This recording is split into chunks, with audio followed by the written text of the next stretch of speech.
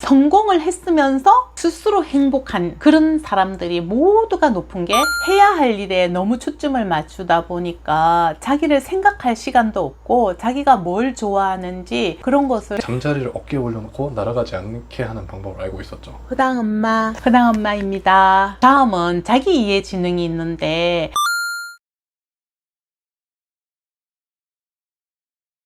이거는 하버드에서 연구를 해봤더니 성공을 했으면서 스스로 행복한 사람들이 모두가 높은 게 자기 이해 지능이었어. 아, 내가 뭘 좋아하는지 알고 뭘 잘하는지 그렇지. 알고 뭐가 부족한지 알고 이런 거에 자기 이해 지능인가요? 그렇지. 그게 자기 이해 지능이고 거기에는 자기 통제와 자기 관리가 들어가. 내가 하기 싫고 뭔가 불편해도 어떤 목표나 나의 성장을 위해서 자기를 통제하고 시간도 관리하고 자기 자신도 관리할 수가 있잖아. 이게 네. 바로 자기 이해 지능이라고 할 수 있어. 그럼 자기를 알았으면 이제 그 발전 방향으로 해야 된다는 걸 인지하고 실천하는 게 도움이 되겠네. 그렇지. 그리고 자기가 어떻게 해야지 행복한지를 항상 생각하기 때문에 이게 성공이면서 행복한 삶을 사는 사람들에게 아주 중요한 지능이라는 거지. 저는 이게 되게 중요하다고 생각하는 게 요즘은 자기가 뭘 좋아하는지를 잘 모르는 사회 같아요. 그리고 사회가 그걸 알기 어렵게 하고, 왜냐하면 우리가 몇 살에는 뭘 해야 돼, 그리고 이때는 이렇게 해야 돼, 자꾸 뭔가 정답을 정해놓고 하다 보니까 내가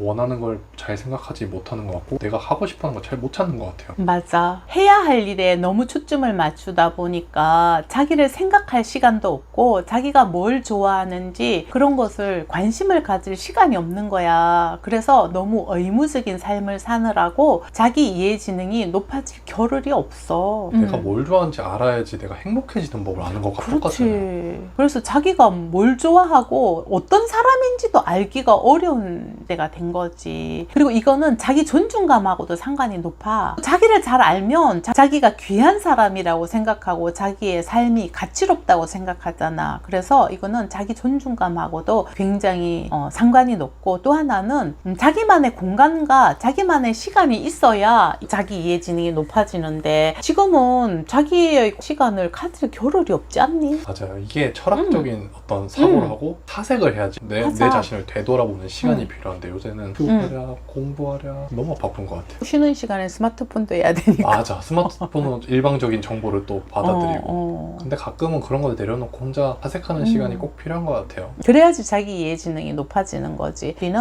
자기 이해 지능에 대해서 관심도 가지고 생각을 해봐야 되는 거지. 다른 지능보다도 가장 중요하다고 그렇지. 느껴지네요. 그렇지. 이게 정말 중요한 지능이지. 그러니까 다른 게 어떤 것이 높다 할지라도 자기 이해 지능이 떨어지면 행복한 삶을 살기가 쉽지가 않고, 어떤 일부의 지능이 낮더라 해도 자기 이해 지능이 높으면 얼마든지 행복하게 살 수 있는 거지. 허당 엄마. 자연 탐구 지능이 있는데 이거는 자연을 이해하고 자연을 활용할 수 있는 지능? 이렇게 설명해도 될 것 같아.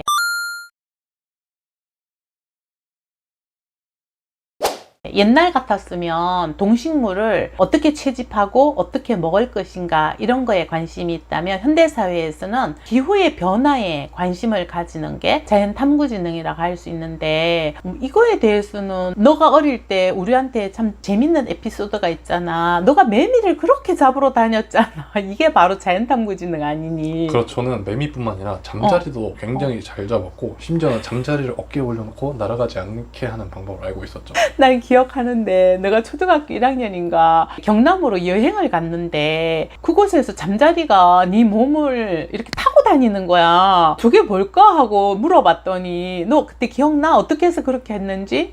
기억나요? 어떻게? 잠자리를 잡은 다음에 잠자리에 날개에 제 손에 있는 땀을 살짝 묻혀놓으면 날개가 무거워져서 못 날아가요. 그 상태로 두면은 움직이기만 하고 식힌 다음에 날아가게 되는 거죠. 그 잠깐 시간을 내 몸에 이렇게 올려놓죠. 나는 그런 걸 보면서 정말 신기했어. 그리고 너가 나한테 무슨 말을 하냐면, 엄마 잠꾸러기 개구리가 뭔지 알아? 막 이렇게 물어. 개구리가 겨울잠에서 깨어나는데 가장 늦게까지 잠을 자는 개구리가 있대. 그건 무슨 말이에요? 네가 나한테 그렇게 말해줬어. 뭐 지금 기억은 확실히 안 나는데 범개구리인가 어떤 개구리가 개구리 중에서 겨울잠을 가장 늦게 깨는 개구리가 뭔지 아냐?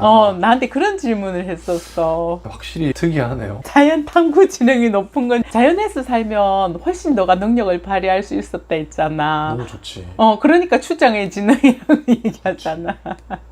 요즘은 자연탐구지능을 그 책에서는 뭐라고 설명하면 환경오염을 생각해서 분리수거를 잘하고 이렇게 설명해. 요즘은 맞아. 그렇지. 환경오염 ESG 뭐 이런 그렇지. 친환경. 이게 자연탐구지능이 시대에 따라서 좀 다르게 표현되는 것 같아. 근데 요즘은 자연탐구지능을 높이려면 어떻게 하면 좋으냐 하면 말 그대로 자연에서 산책을 한다든지 자연에서 논다든지 그러면 자연탐구지능이 높아지는 거고. 아 근데 저는 자연에서 하는 산책으로 만족할 수 없어요. 계곡을 가가지고 우통 먹고 수영하고 거기 가서 올챙이 잡고 그렇게 해야 된다고 생각해요. 너가 그렇게 했으니까 어릴 그래서는 때. 그렇게 살았죠. 그랬지. 개구리 잡고 올챙이 잡고 물고기 잡고 가재 잡고 늘 그렇게 살았으니까 너는 그래서 자연탐구지능을 굳이 높일 필요가 없었어. 이미 너무 높아져 있었어. 자연과 그냥 하나였죠. 그렇게 자연과 하나에다가 갑자기 서울로 와가지고 남산 쪽에 있는 데서 학교를 맞아. 다녔으니 갑자기 서울 그 도시 한복판에 오니까 조금 스트레스가 되긴 하더라고요. 많이 힘들었을 거야. 그래서 입학했을 때 선생님한테 말씀을 드리긴 했었어. 설악산 아이라서 약간 적응하는데 어려움이 있는 것 같습니다 했더니 이제 선생님으로서는 상상이 되지는 않아. 서울에서 계속 사셨던 분이니까 설악산이라고 하면 관광지로 생각하지. 설악산 그 생태계 정말 그 숲속에서 너가 그렇죠. 설악산 하면 이제 뭐 단풍 보러 가는 데라 생각하지만 저는 그 나무가 빽빽한 곳에서 살았잖아요. 주변에 사람도 없고 해가지고 뭐 밖에 나갈 때 그냥 뭐 옷도 안 입고 가고 거의 원시인처럼 살았다고 할 수 있죠. 아 물론 제가 아주 어렸습니다. 허당 엄마.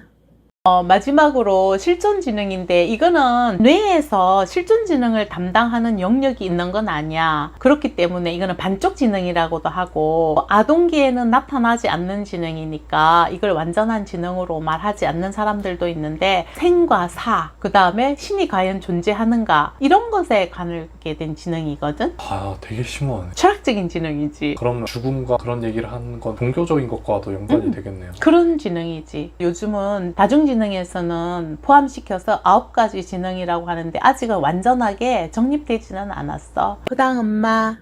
8개 지능을 마치고 마지막으로 실존지능까지 9개 지능을 이제 다 끝냈어. 다중지능 중에서 일부는 학습에 유리한 지능도 있고 일부는 학습과 무관한 지능도 있어. 그런데 우리 모두는 서너 가지 이상은 높은 것을 가지거든. 근데 그 가지는 것이 현대사회에 유리하기도 하고 불리하기도 해. 너만 해도 좀 불리한 지능을 가졌잖아. 그런데 자기가 가진 지능을 귀하게 생각하고 그것을 극대화해서 행복하게 살기 위한 지능으로 한다면 얼마든지 성공을 하고 또 행복한 삶을 살 수가 있는 거야. 그래서 우리가 너무 이론에 가까운 지능만 높다고 해서 좋아할 것도 없고 그리고 이론에 좀 멀어진 지능을 가졌다고 해서 그렇게 뭐 속상할 건 없어. 근데 이렇게 말하는 나도 이론에 그렇게 유리한 사람은 아니니까 그렇게 말하는 것일 수도 있어.